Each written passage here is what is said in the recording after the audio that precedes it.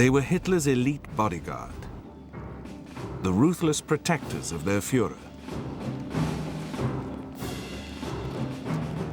But the Nazi regime's most loyal servants were also among the most feared gladiators of World War II.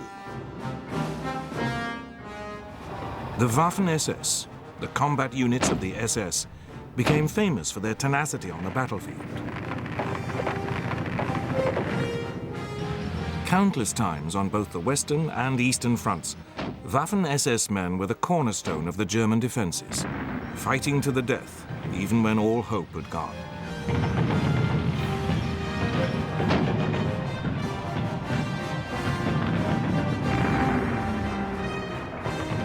They were respected by their enemies for their fanatical courage, but feared for their barbarity. Survivors of the Waffen-SS insist that they were just soldiers doing their duty. Es gingen wohl Gerüchte es gibt KZs, und das war auch allgemein bekannt. Aber dass in den KZs so Furchtbares passierte unter dem Namen SS, aber das hat nichts mit der Waffen-SS zu tun. Wir waren Soldaten, ganz einfache Soldaten. Many of the evil crimes which made the name of the SS notorious were indeed carried out by other parts of the organization. The Gestapo, the concentration camp guards, and the extermination squads. But what cannot be denied is that the Waffen-SS was responsible for some of the most appalling atrocities of the war. One of the most notorious was the utter destruction of the French village of Oradour and the massacre of 648 of its inhabitants in June 1944. Yet even today, the veterans refuse to accept that such things happened. Ich weiß aus meiner Dienstzeit, und ich war den gesamten Krieg über bei der Waffen-SS, ich weiß von keinem Kriegsverbrechen. Who were these men capable of such extraordinary acts of both heroism and barbarity? The origins of this elite World War II fighting force lie in the early days of the Nazi Party in the 1920s. Germany was paying the price for its defeat in 1918. The democratic Weimar Republic was grappling with the effects of the harsh peace terms imposed by the victorious Allies. The payment of massive war reparations had crippled Germany and resulted in runaway inflation and widespread unemployment. People moved towards the political extremes, the communists on the one hand and Adolf Hitler's Nazis on the other. Clashes became frequent. In 1922, the Nazis formed the Sturmabteilung, the Storm Unit, or SA, to protect its speakers at rallies. They quickly became known as the Brown Shirts from the color of their uniform. The following year, Ernst Röhm, the SA leader, formed a special unit to protect Hitler himself.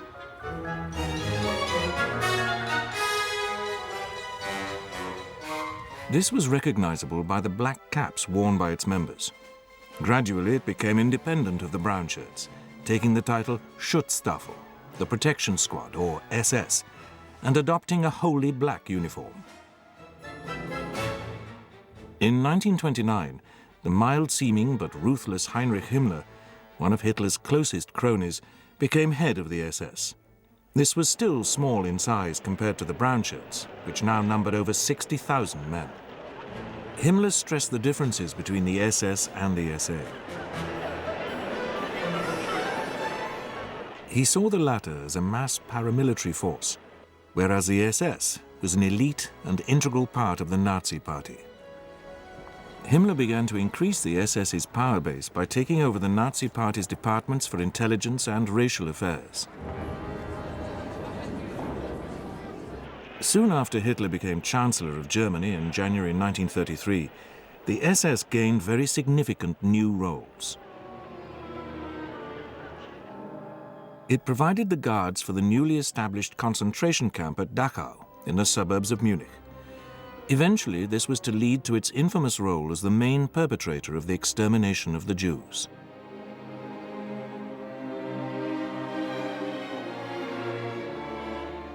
In 1936, the SS also took over the Gestapo, the secret state police which had been founded in 1933 by Hermann Göring. This meant that Himmler now had all the organs of political policing and terror under his direct control. Alongside these developments, the new Führer also ordered the formation of a special SS unit, which was to be called the SS Leibstandarte Adolf Hitler. This would eventually grow into the Waffen, or Armed SS. The Leibstandarte was to be Hitler's personal household guard, on duty at the Reichschancellery and at the Führer's mountain retreat at Berchtesgaden in the Bavarian Alps.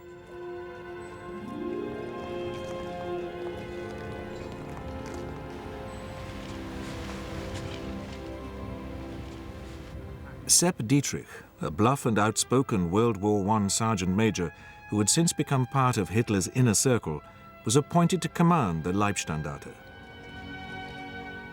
Its members were all volunteers, and Dietrich insisted they must be mature men of 23 to 35, in superb physical condition and at least 5 foot 11 inches tall. Applicants also had to prove that they were of pure Aryan ancestry, with no hint of Jewish blood. In keeping with Himmler's belief that the SS were an elite within the Nazi Party, the Waffen-SS recruits were indoctrinated with Nazi ideology and the belief that they were members of a master race. This was the core of the ruthlessness which the Waffen-SS were to display on the battlefield. They were housed in Berlin's Lichterfelder barracks, which under the Kaiser had been one of Germany's leading officer cadet schools. Military training was largely provided by the army. Physical fitness and field exercises played a large part. But the Leibstandarte prided itself on its turnout and drill.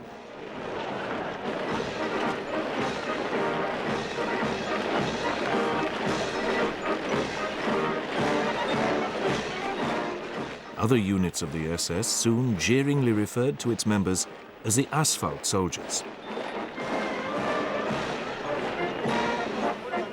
Despite the growth of the SS, the SA remained a powerful force in Germany.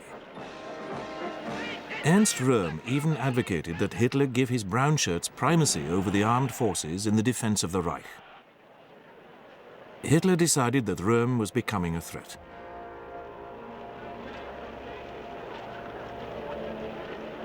Early on the 30th of June 1934, he flew to Munich. He was accompanied by Sepp Dietrich and a selected unit of the Leibstandarte. Hitler went on to arrest Röhm and several of his cronies at a lakeside resort, while Dietrich carried out further arrests in Munich itself. Others were arrested in Berlin, and the Leibstandarte carried out many of the subsequent executions. As Himmler's adjutant, SS General Karl Wolff later explained, friendship and personal loyalty were not allowed to stand in its way.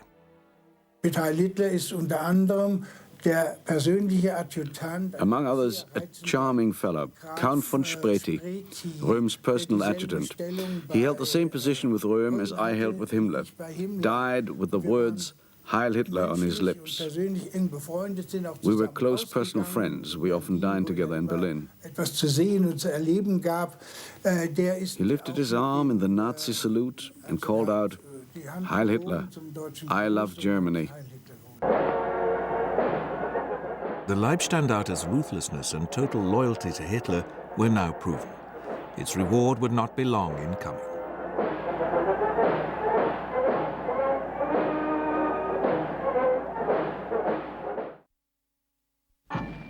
The loyalty of the SS Leibstandarte, when Röhm's brown shirts were decimated, was rewarded by Hitler with a major expansion.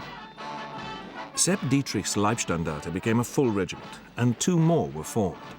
These were to be known as the SS Verfügungstruppe, or SSVT, special-purpose troops who would be completely distinct from the other branches of the SS. The expansion of the armed branch of the SS did not lead to any reduction in the physical or racial standards demanded. The SSVT remained Hitler's elite political troops, indoctrinated with the belief in their superiority. Almost inevitably, the expansion incurred the hostility of the army, which suspected that Hitler was creating a rival military force. His actual intention was that in time of war, the SSVT would be incorporated into the army as a complete division. The army resisted this, refusing to provide the SSVT with the necessary artillery and other support for it to function as a division.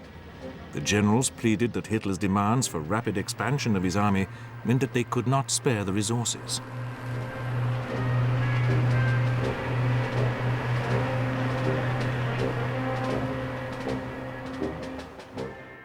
Nevertheless, the army did help the SSVT with its training. It also allowed the transfer of certain officers to improve the SSVT's military efficiency. The highly experienced Paul Hauser became head of the Waffen-SS Inspectorate. Felix Steiner, the Army's Director of Education, took a similar role for the Waffen-SS. He had been a stormtrooper during World War I and saw the Waffen-SS adopting a similar role as highly trained assault troops. They would lead attacks, with the army providing the follow-up cannon fodder. The aim was to create a force of men who would be tough and ruthless. As events would show, Hauser and Steiner succeeded brilliantly. But the downside was that the men of the Waffen-SS became totally careless about human life, whether their own or the enemy's. The seeds had been sown for the atrocities which were to sully the reputation of the Waffen-SS. In spite of the army's suspicion of the SSVT, it was given control of the Leibstandarte during the annexation of Austria in March 1938, and of other SSVT units during the seizure of the Sudetenland province of Czechoslovakia that autumn. The failure of Britain and France to intervene when he dismembered what was left of Czechoslovakia convinced Hitler that it was now safe to turn on Poland. The SSVT was about to have its first real taste of combat.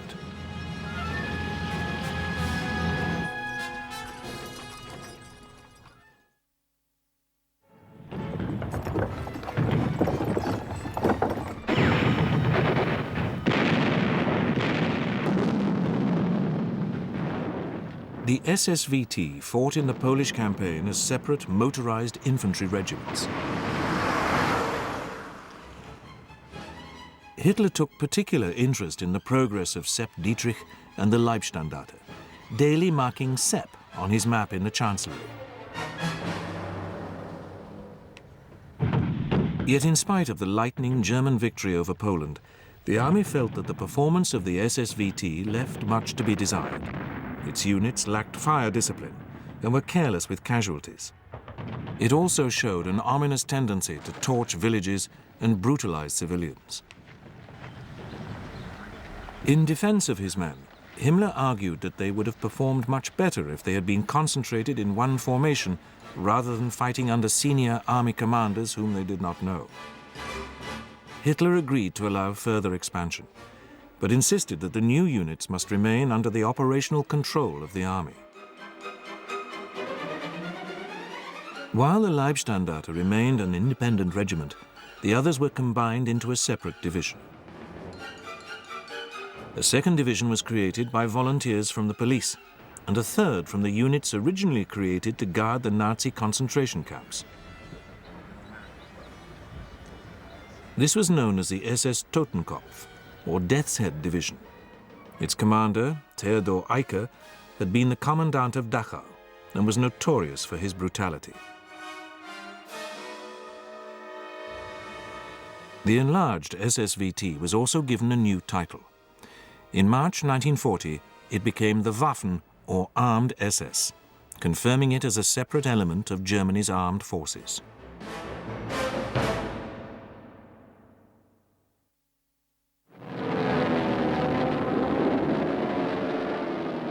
On the 10th of May 1940, Hitler launched his long-expected attack on the West.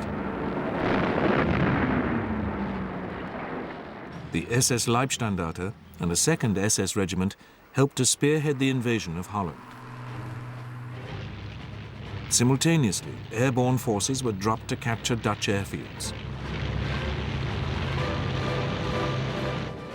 In the 5-day campaign that followed, the Leibstandarte linked up with the airborne forces after a number of clashes with Dutch troops.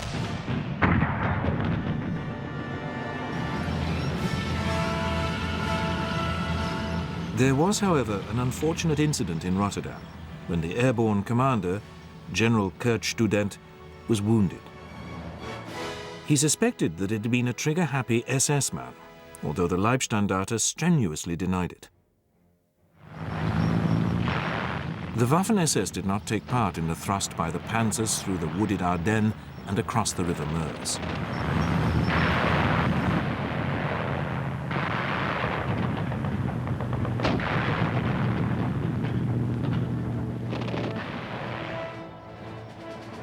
But as they began to rampage westwards, the SS Totenkopf Division was summoned from the reserve to fight in support of Erwin Rommel's 7th Panzer Division.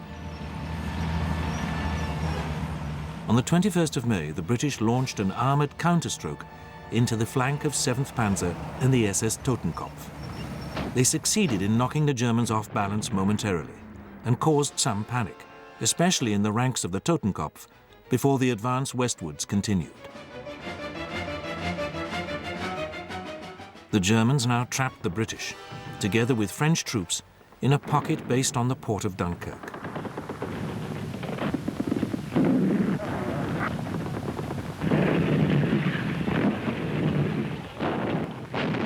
The SS Leibstandarte joined in the fighting to reduce the perimeter. It met stiff British resistance, especially from the village of Wormhout. Dietrich himself was shot up in his car and had to spend some time under fire in a ditch. Not until almost nightfall was the village secured.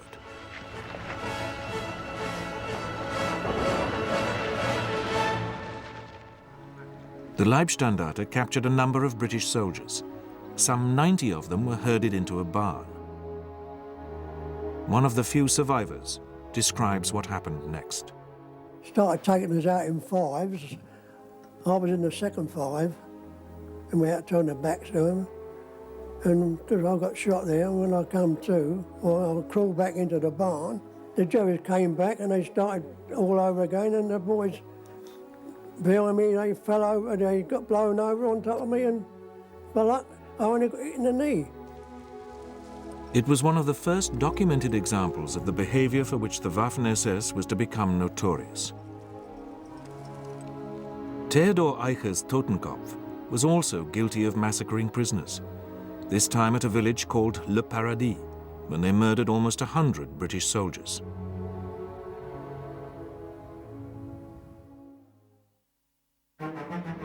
To celebrate his victory in the West, Hitler made a triumphant speech in Berlin's Kroll Opera House on the 19th of July. He singled out the Waffen-SS for special praise. Its tactical performance had improved, but blind obedience and ideological brainwashing made Waffen-SS soldiers careless with their lives and frighteningly ready to murder prisoners. Following the campaign in the West, Himmler was keen to expand the Waffen-SS, but the army was concerned that he was stealing recruits. Hitler therefore authorized only a small expansion, but did allow one significant change. A new division, the SS Viking, was formed from the citizens of German-occupied countries inhabited by people of related stock, as Himmler put it. A number of right-wing Danish, Dutch and Norwegians volunteered to join the SS Viking division. One Dane later gave his reason for enlisting in the Waffen-SS. I was fighting voluntarily in the Waffen-SS on the East Front for the idea of Europe united. And what I would like to emphasize is that Germany, we had the only opportunity we had to fight the communism. We couldn't do it alone. We could do it together with Germany. In the meantime, the SS Das Reich division and the Leibstandarte took part in the invasion of Yugoslavia and Greece in April 1941. The campaign saw both units distinguish themselves, and one particular action typified the best aspects of the fighting spirit of the Waffen-SS and its determination to prove itself better than the army. Hauptsturmführer Walter Klingenberg, a company commander of the Das Reich, led his men in a race to reach the Yugoslav capital Belgrade before the army's crack Großdeutschland regiment. Although severely hampered by the spring rains which had turned the roads into quagmires, his unit reached the banks of the Danube first. But it was unable to cross because all the bridges had been destroyed. Klingenberg found a single rowing boat, which had been abandoned, and crossed the river with 10 volunteers. They headed for the German embassy, which was besieged by an angry crowd. Klingenberg used the embassy phone to telephone Belgrade's mayor. He then threatened to call in an airstrike unless the city surrendered. Unaware that the Germans had no radio, the mayor fell for the bluff and gave in. Klingenberg received the Knight's Cross for his achievement. He was to fight on in the Waffen-SS, dying in April 1945, only days before Germany surrendered. When the Germans reached Greece's capital, Athens, it was Sepp Dietrich who took the surrender of the Greek army. Once again, one of the Führer's favorite soldiers had proved a hero, and the Waffen-SS had added to its growing reputation for élan and aggressiveness. The campaign in the Balkans was, however, a mere sideshow compared to the storm that Hitler was about to unleash.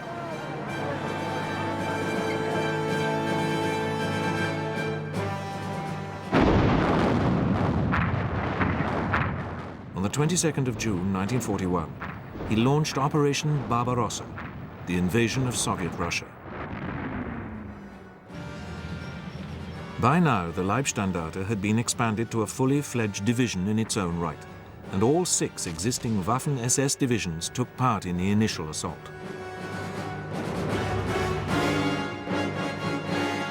It was now that ideology came into play. The men of the Waffen-SS were imbued with the belief that the Russians were subhuman and that they were embarking on a crusade to save Western civilization. This gave the Waffen-SS a new, ruthless determination to achieve victory at whatever cost.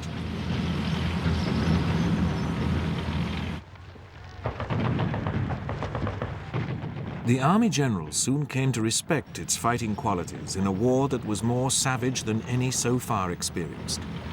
But the reputation of the Waffen-SS was soon being linked to the activities of other SS units, in particular the Einsatzgruppen, or extermination squads, which organized massacres of thousands of Soviet Jews. What was seen as a crusade against communism encouraged further volunteers from both occupied Eastern and Western Europe to enlist in the Waffen-SS. They became known as the Foreign Legions of the SS, and were often amongst the most ruthless members of the Waffen-SS. Typical of the men who came forward was the Belgian Léon de Grelle, who had been a leader of the extreme right-wing Rexist party before the war. He raised the Walloon, or Flanders Legion, which was incorporated in the Waffen-SS. De Grelle took it to Russia and led it in combat. Hitler personally decorated him with the Knight's Cross and is reputed to have said, "If I had had a son, I would have liked him to be like you."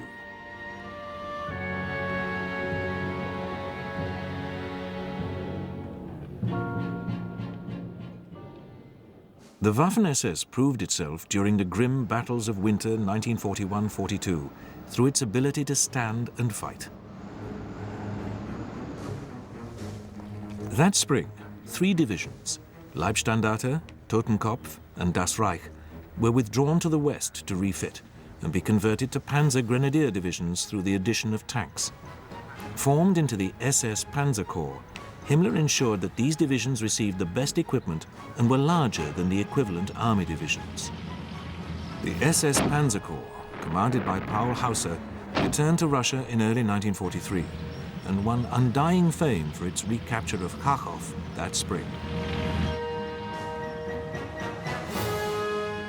Sepp Dietrich, in particular, distinguished himself. Hitler awarded him the swords to his Knight's Cross and gave him a gift of 1 million marks. By now, the Waffen-SS had become a formidable fighting force, notorious for its willingness to fight to the death.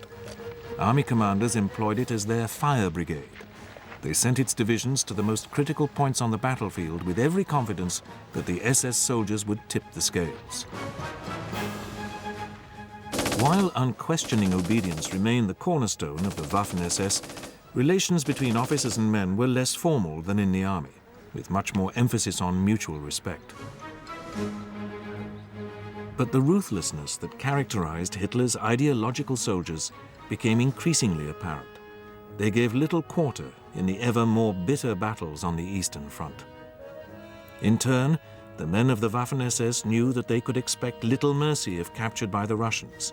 This increased their resolve never to surrender as the carnage continued. No Waffen-SS units were involved in the disaster at Stalingrad in early 1943, when an entire German army was surrounded and forced to surrender.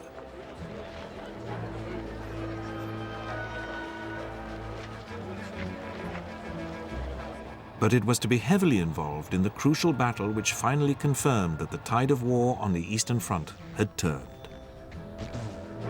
In July 1943, the Germans launched a major offensive designed to pinch out the massive Kursk salient.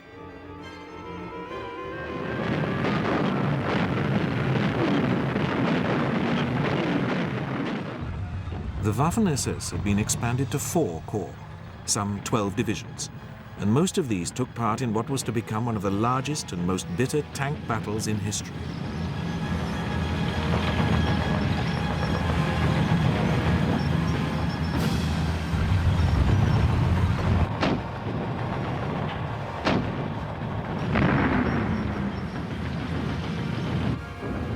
After a week's fighting against ever tougher Russian resistance, Hitler was obliged to halt the attack.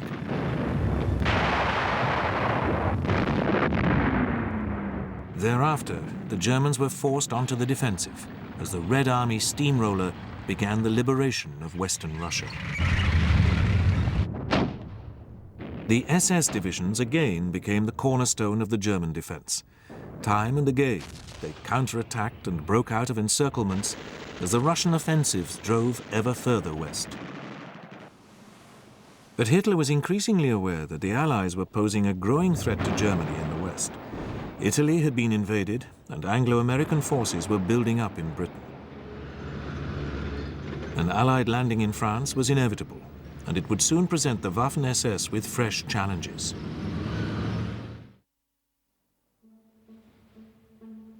In the spring of 1944, the German forces in France and the Low Countries stood waiting for the Anglo-American assault.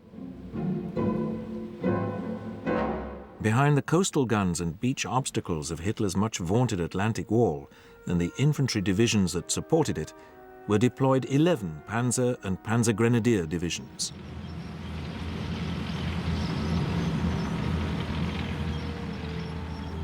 Four of these formations were Waffen-SS divisions. In southern France was the Das Reich, and in the Loire Valley, 17th SS Panzer Grenadier Division. The Leibstandarte was in Belgium, refitting after bitter fighting on the Eastern Front, and west of Paris, the recently formed 12th SS Panzer Division Hitler Jugend. As its name suggests, the Hitler Youth Division consisted of 17 and 18-year-old members of the Hitler Youth, stiffened by combat-experienced officers and NCOs.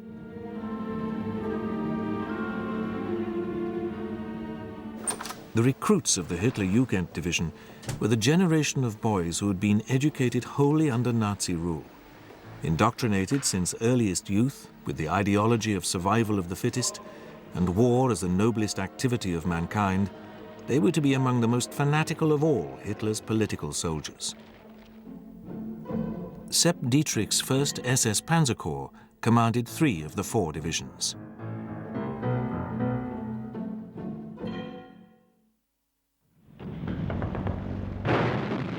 When the Allies did land in Normandy on D-Day, the 6th of June, only one panzer division was close to the beaches, but its units were too scattered for it to be able to contest the initial landings.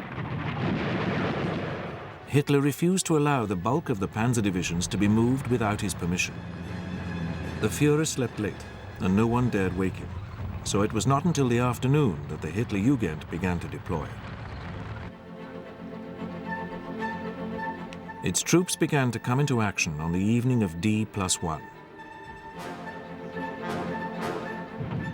But rather than being able to mount a decisive counterattack to drive the Allies back into the sea, the Hitler Youth found themselves fighting a desperate defensive battle.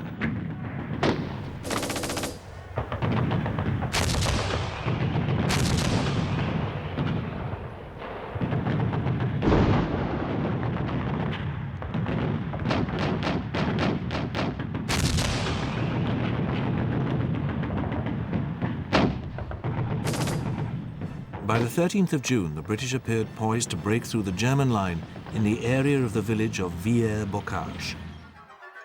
It was then that SS Lieutenant Michael Wittmann, who had already won the Knight's Cross in Russia, performed a feat which became a legend of the fighting style of the Waffen-SS. He was supervising some much-needed maintenance on his 5 Tiger tanks in a wood when he spotted a column of British vehicles traveling along the road running up the hill from Villers-Bocage. Realizing that they had halted, Wittmann jumped into his tank and charged down the column, firing as he went.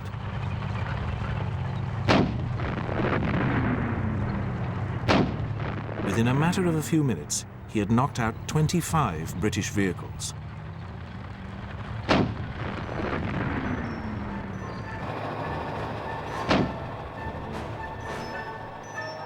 Wittmann charged on into the village, and only then was his Tiger disabled by a British Cromwell tank, firing at almost point-blank range.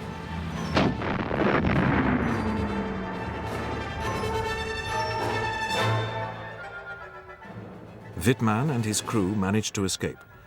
Their action single-handedly brought the British attack to a halt.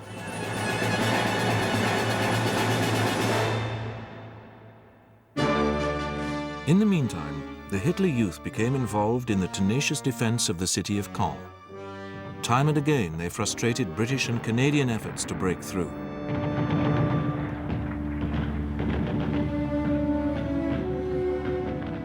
Fritz Witt, their inspirational commander, was killed early in the battle.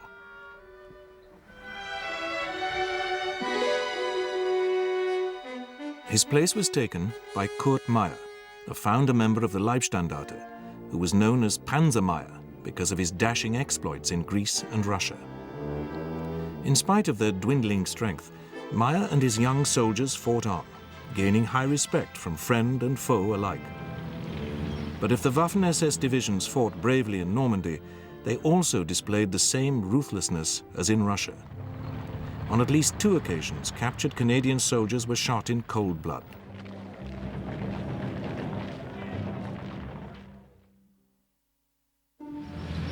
The SS Das Reich Panzer Division committed an even worse atrocity during its move to Normandy from the south of France.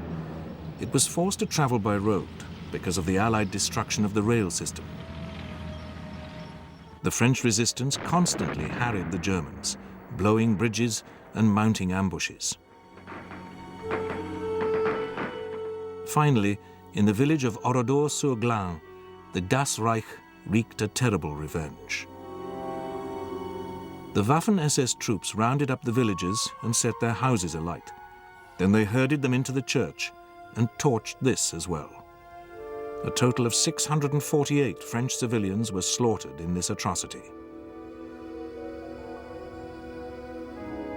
For many, Oradour was the defining moment when the claim that the Waffen-SS were simply combat soldiers was exposed as a myth. Despite their claims after the war that they were never involved in atrocities, the gaunt ruins of this French village still prove otherwise.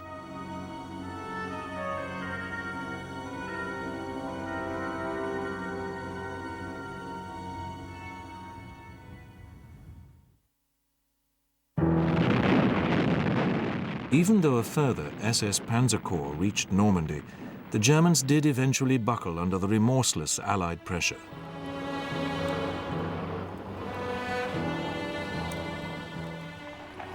The shattered remnants of their army withdrew eastwards across France. By that time, many of the leading Waffen-SS commanders had become casualties. Panzer Meyer had been wounded and captured. Michael Wittmann, the hero of Villers-Bocage, was dead.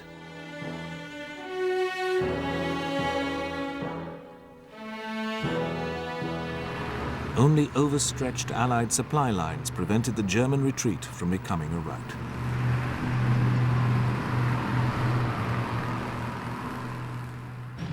By the end of the first week of September, the Allied advance had come to a virtual halt.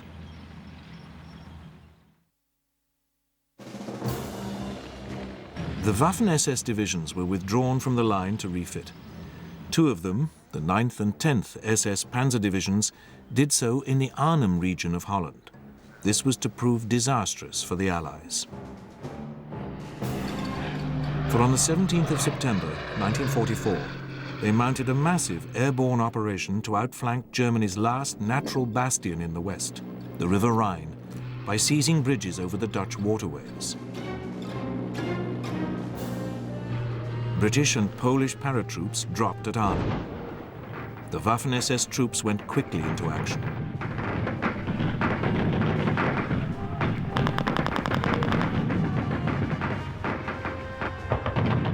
During the bitter, week-long struggle that followed, they gradually tightened their grip on the embattled paratroops, eventually forcing them to surrender. But by now, Hitler was preparing his own audacious gamble against the Western Allies. This was a massive counter-offensive in the west through the Ardennes region of Belgium and designed to split the British from the Americans. Spearheading the attack would be two panzer armies, one of them commanded by Sepp Dietrich, which consisted largely of Waffen-SS divisions. The offensive opened on the 16th of December, 1944.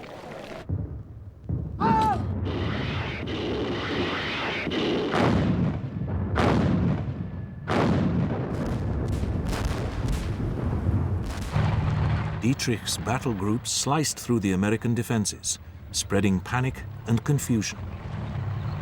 But the hilly and wooded Ardennes was very much harder going in December 1944 than it had been in May 1940. After the first few days, the weather cleared, and Allied air power began to wreak havoc.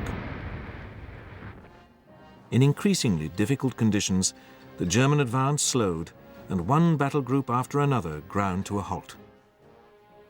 It was now that the worst side of the Waffen-SS again became apparent.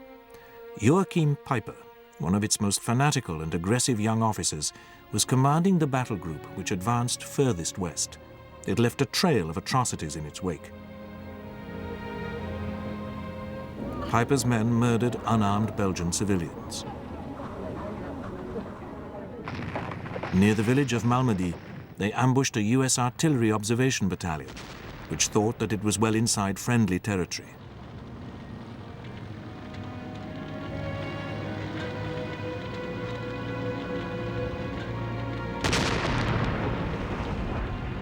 Ruthlessly picking off the vehicles at the beginning and end of the convoy so as to trap the remainder, Peiper's men ensured that few of them escaped the carnage that followed.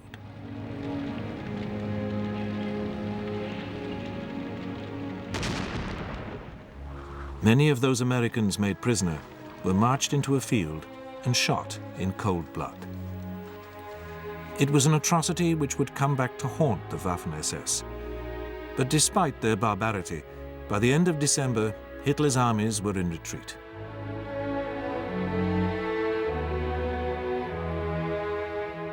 His final gamble in the West had failed, and he was forced to turn once more to the east, where the Red Army was poised to advance onto German soil. The final act of the drama of the Waffen-SS and the regime they served so loyally was about to be played out.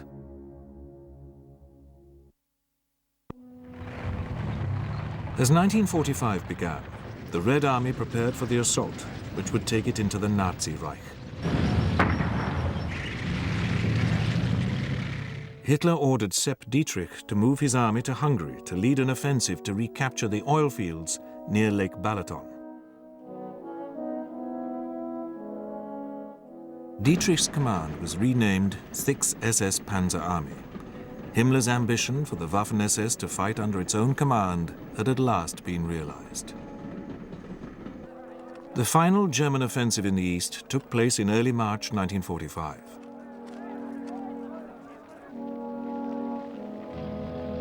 Dietrich's SS Panzer Army and the German 6th Army, which was also taking part, struggled forward in the snow and mud against increasing Russian resistance.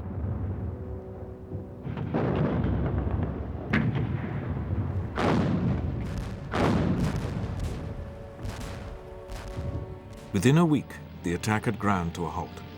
So angry was Hitler that he ordered the SS men to remove their prized divisional cuff bands as a mark of disgrace. But true to their motto, "My honor is my loyalty," the Waffen-SS divisions continued to fight on as the Russians and Western allies squeezed the Third Reich ever tighter. By now, on both the Eastern and Western fronts, the true horror of the activities of other branches of the SS was becoming clear, as the extermination camps were overrun. Horrified Allied troops made little attempt to differentiate between the guilt of those who wore the SS badge. In the West, the Allies continually came up against small pockets of fanatical SS resistance, but this could only delay the inevitable. In the East, the remnants of the 6th SS Panzer Army could not prevent the Russians from capturing Vienna.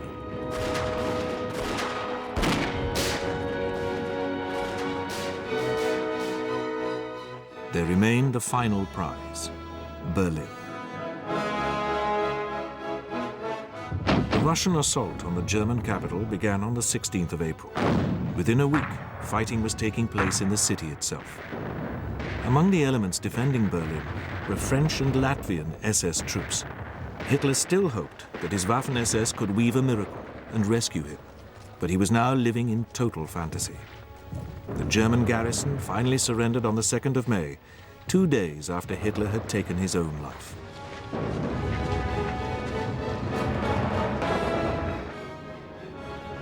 Fearing that they would receive little mercy from the Russians, there was now a rush among the surviving SS and army formations to surrender to the Western Allies.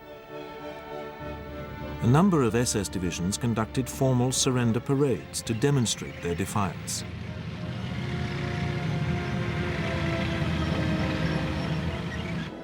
Because of the vast catalogue of crimes against humanity committed by the SS as a whole, and the war crimes of particular units of the Waffen-SS, all SS men were rounded up for special interrogation. Many tried to disguise themselves, but the giveaway was their SS number tattooed under the arm, which could not be easily hidden.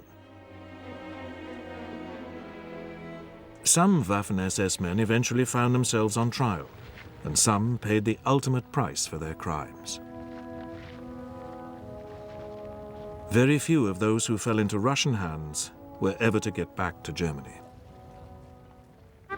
For the Waffen-SS, the trial of the men involved in the Malmedy massacre was the most notorious. Almost everyone in the Waffen-SS chain of command was arraigned, and the vast majority found guilty.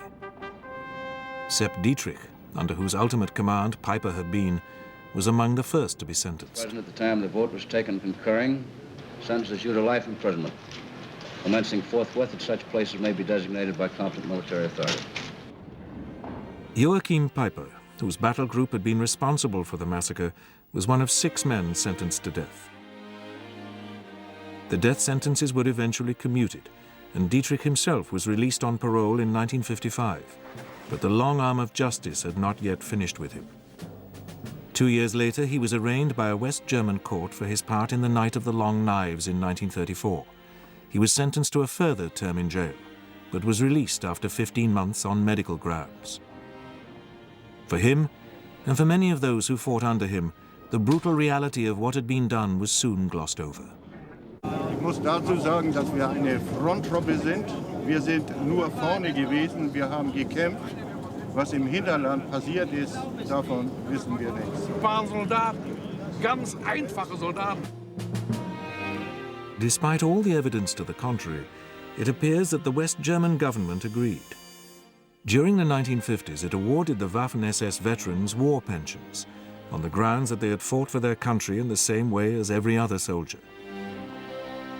The authorities also allowed those who fought in the Waffen-SS to form their own association, Hayag, which continues to this day. This was in stark contrast to the treatment of men like Leon de Grelle, who had fought in the foreign legions of the Waffen-SS. He could never return to Belgium, where he was regarded as a traitor, and lived out the rest of his long life in Spain.